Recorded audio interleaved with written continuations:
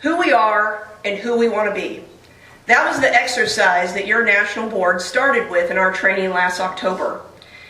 And when you are entering your 65th anniversary, where there is a time of great need to evolve and adapt, with definitely the most diverse board of directors that we have seen, we decided to take a step back and have a big picture overview of who we are and who we want to be as an association. Now, I have no doubt that if we did this exercise today, we would have many of the same results that the board has had. As I traveled around the country visiting different leagues and councils and attending the 3 regional conferences, I've seen the common themes that many of us could come up with right now about our greatest strengths, sisterhood, personal growth, professional development, educational opportunity, the ability to step outside our comfort zone, and common themes of our greatest challenges. We had a great session this morning talking about that.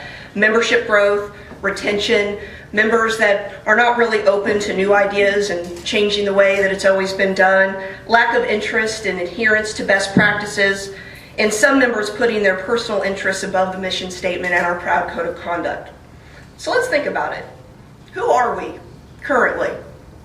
What is our brand? What is our identity? As a board, we each wrote out our ideas about who we are, and we put it up on little Post-it notes so we could take a big look at it. And then we did the same thing. We wrote out who we want to be and did the same exercise. And what was so remarkable is that you had 9 women from all walks of life, all different levels of education, ages, ethnicities, work experience, and we pretty much all had the same results. Now, as a board, we had such a positive and hopeful vision of our association, our future, which you would hope since we're your national board of directors. But you could see the common themes of sisterhood, personal growth, professional development, support, and you could also see the themes of declining membership, resistance to change. And when we looked at who we wanted to be, what struck me most of all is that is exactly the vision that started 65 years ago.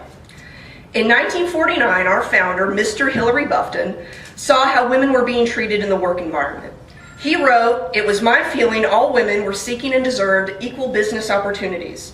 They had gained tremendous business knowledge during World War II through necessity, and I felt a new organization for all business women was needed." And so on September 22nd, 1949, in Kansas City, the American Business Women's Association was born. Now, at the time, the idea of a women's organization was not eagerly accepted or invited. Many had the opinion that women's place was in the home. But the women of ABWA persisted, and working women have advanced tremendously in the field of business, education, and leadership. How much easier is our path because of the trails they blazed? And when I look at my own journey, I know for certain that my story would not be possible in 1949. I look at your national board, and I know that they would not be here if the world existed as it did in 1949.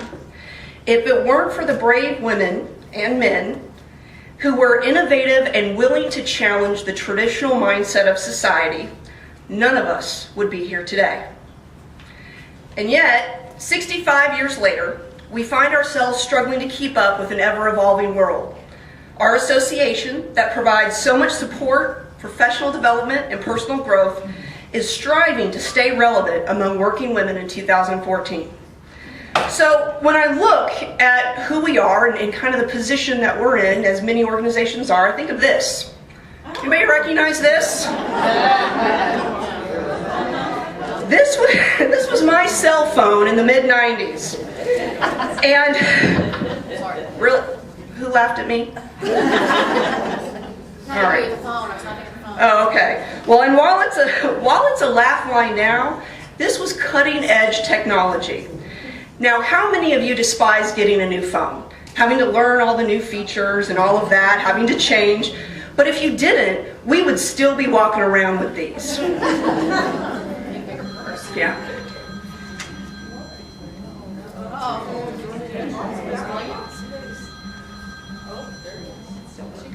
Hello? Would I accept a collect call from heaven? Sure.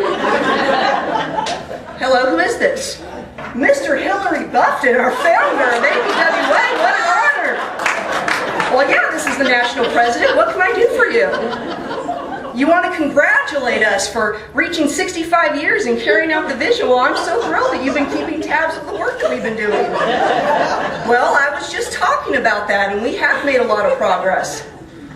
Well, yes, we are a very diverse board, all ages, careers, educations. An Asian from Iowa, yeah. What, me? Well, yes, I am. Oh, she was too, you're kidding. Well, yeah, the progress that we've made in business leadership and education has been remarkable. Yeah, that's right. It's called the Women's Instructional Network, where every member can connect with members all over the country and have invaluable educational resources and share their ideas. That's right. We've raised $60 million in scholarships to help women advance in education and in their careers. Look, Mr. Buffton, I was kind of in the middle of something here. Yes, I understand. Well, of course I'll give membership a message for you. All right, that's very powerful. I will pass that along. And let me take this opportunity to thank you for how much that you started and inspired. All right. Oh, Mr. Buffton, before you go, would you tell Elvis I said hello? Thank you.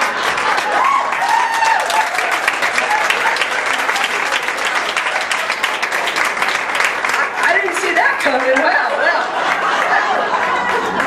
Now, I believe that if Mr. Buffton could reach out to us, he would be very proud, and he would have a message of reminding us of our history and how ABWA was founded, out of the vision and value of evolving and growing with the times.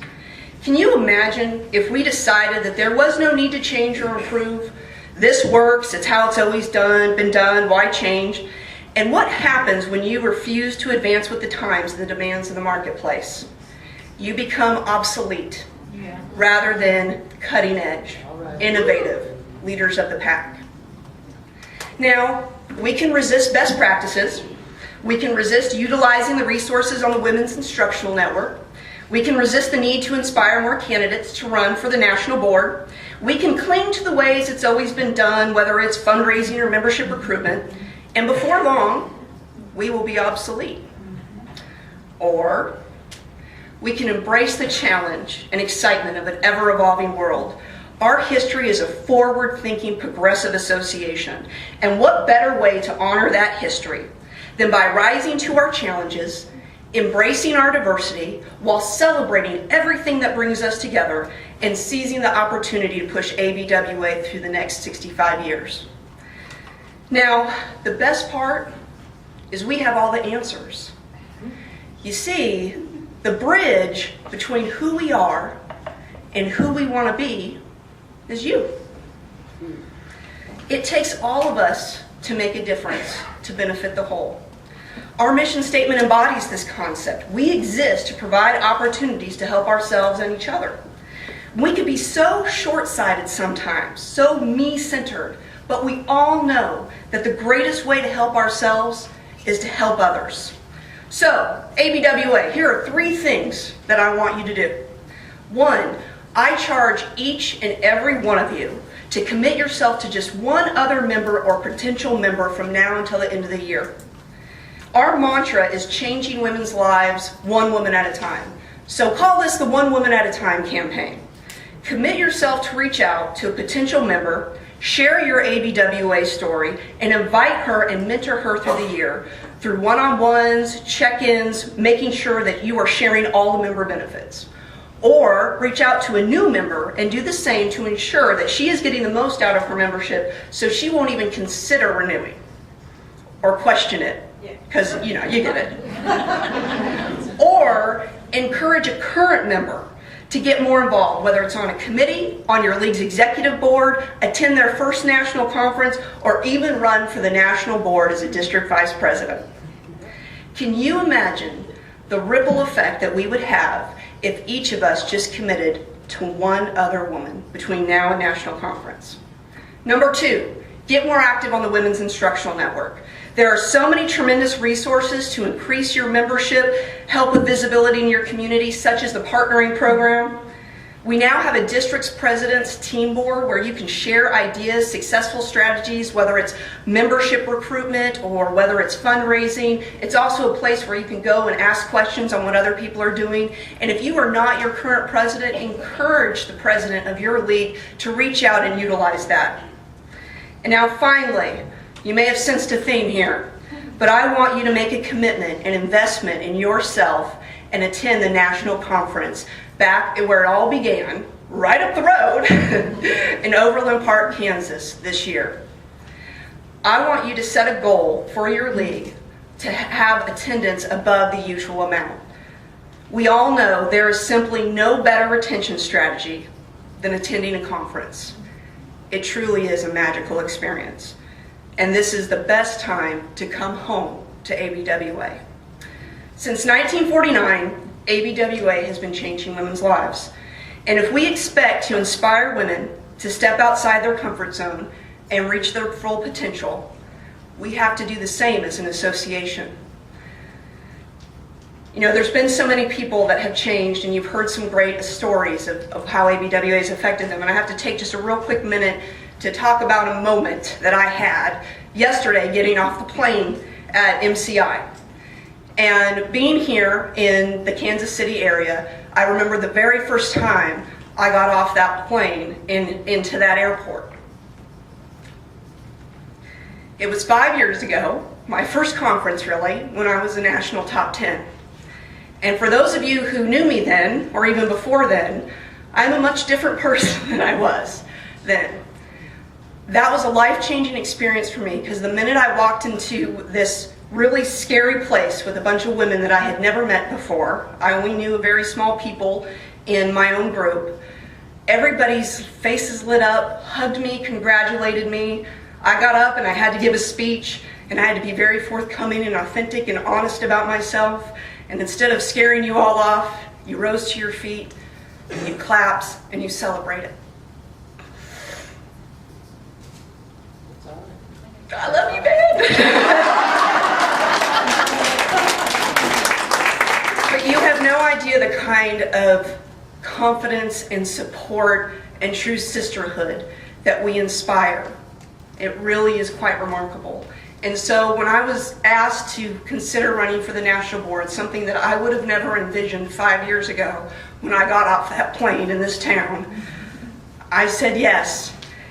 And it's hard to put into words just how much I truly have changed. And when I started my own law practice, I never would have imagined that I would have found this kind of support. And I assure you, I wake up every single day feeling so blessed to be your national president. The way you support me and cheer on my board, sometimes I wonder who it is you're talking about. And then I realize it is simply the most honest and authentic version of myself. We have something so special here in ABWA. Our mission, our heart, must endure for future generations. And it is up to each and every one of us to ensure that legacy.